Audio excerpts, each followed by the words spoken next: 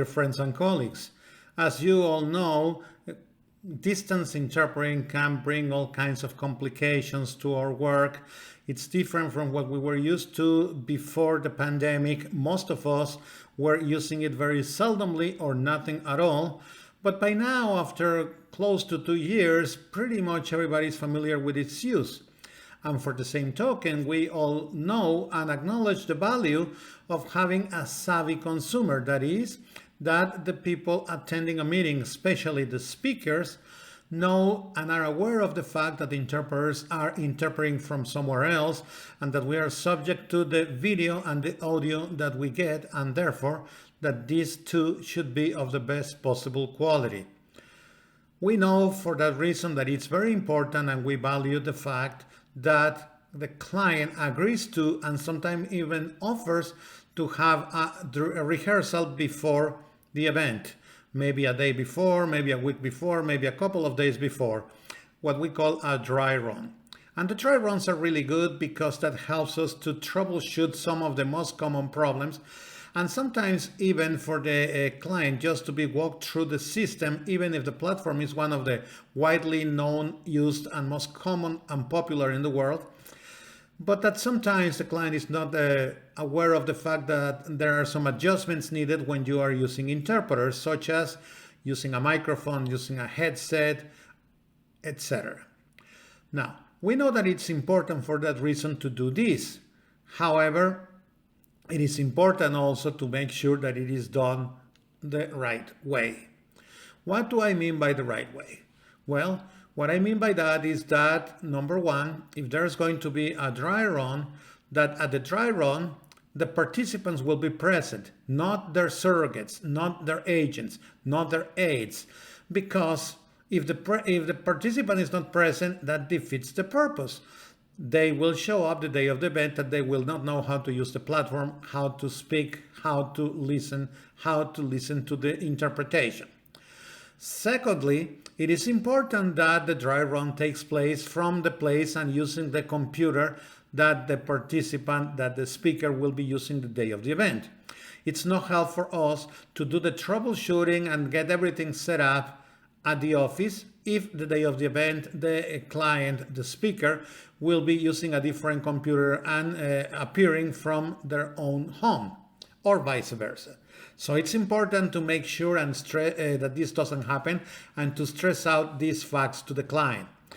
The dry run will be the day that we will emphasize the need to have a good, decent sound, and therefore the time to advise the client to go get headsets or to get a good microphone for the day of the event. That's the day that we will prove the interpretation, but most importantly, the sound and the video. Now, this is happening more and more, fortunately, but that's the good news. But the bad news is that many times these dry runs are scheduled without even asking the interpreter. It could go like this. They ask you if you're available to do an assignment on such and such date. You check your agenda and then you tell them that yes, you are. And once that you are already booked for that assignment, maybe you already signed the contract, you're contacted by the client to let you know the date and the time of the dry run. And all of a sudden you learn that that day and or that time you are busy doing something else and therefore you cannot honor that request. This creates all kinds of problems with some clients. Some clients will tell you, well, then maybe we'll do the dry run half an hour before the event, and that's not good because there's no time to fix anything that needs to be fixed.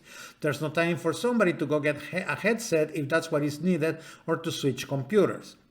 The other possibility is that they will tell you, well, I am sorry, that's the day that we will do the dry run, and if you're not available for the dry run, then we will not be able to use your services for the interpretation.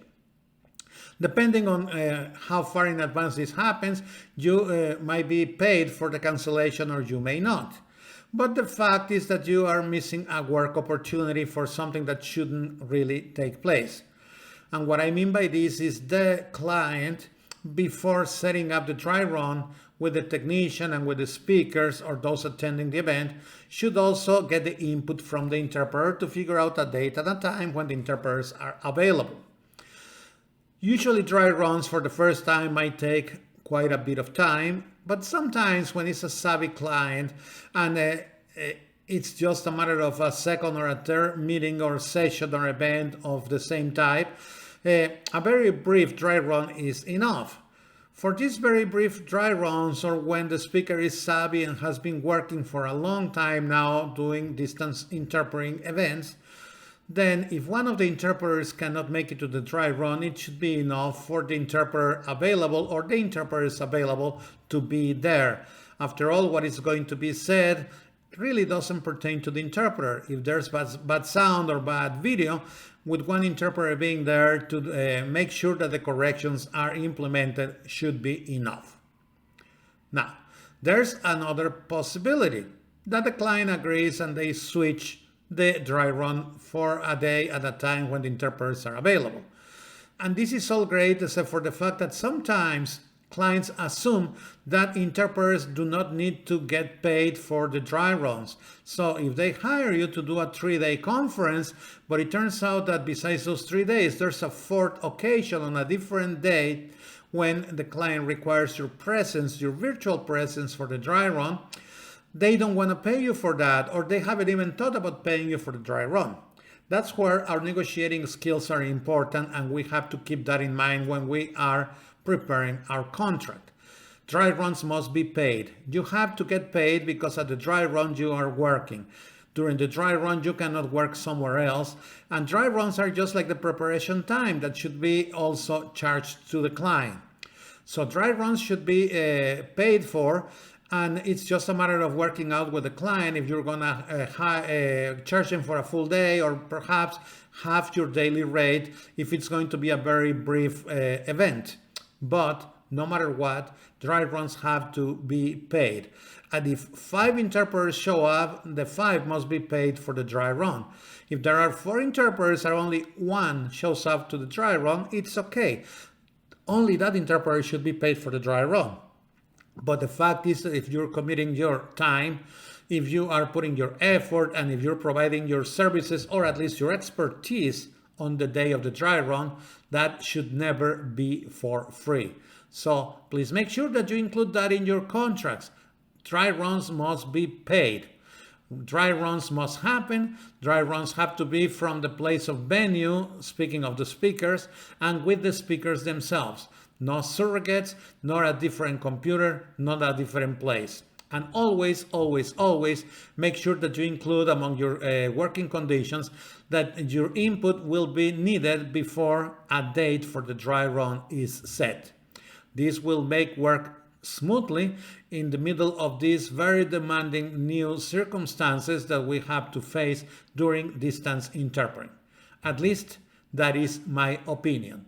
Thank you very much.